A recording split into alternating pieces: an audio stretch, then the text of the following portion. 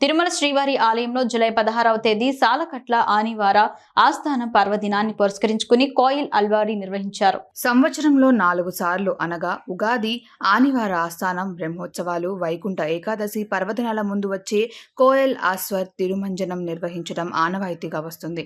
ఈ సందర్భంగా ఆనంద నిలయం మొదలుకొని బంగారు వాకిలి వరకు శ్రీవారి ఆలయం లోపల ఉప దేవాలయాలు, ఆలయ ప్రాంగణం, పోటు, కోడలు, పైకప్పు, పూజా సామాగ్రి తదితర వస్తువులను నీటితో శుభ్రం చేస్తారు. స్వామివారి మూల విరాట్టును పట్టు వస్త్రంతో పూర్తిగా కప్పి ఉంచి శుద్ధి అనంతరం నామకోపు, శ్రీచూర్ణం, కస్తూరి పసుపు, పచ్చాకు, గడ్డ కర్పూరం, గంధం పొడి, కుంకుమ, కిచిలి గడ్డ తదితర సుగంధ ద్రవ్యాలు కలగలిపిన పవిత్ర పరిమళ జలాన్ని ఆలయమంతటా ప్రోక్షానం చేశారు. నమో వెంకటేశ్వర. కోయిల్ అల్వార్ తిరుమంజనం సంవత్సరానికి 4 సార్లు చేస్తామనేది మీకు తెలిసిందే. ఈసారి అనివార్య ఆస్థానం ముందు టెంపుల్ అంతా కూడా శుద్ధి చేయడం జరిగింది. Thank you.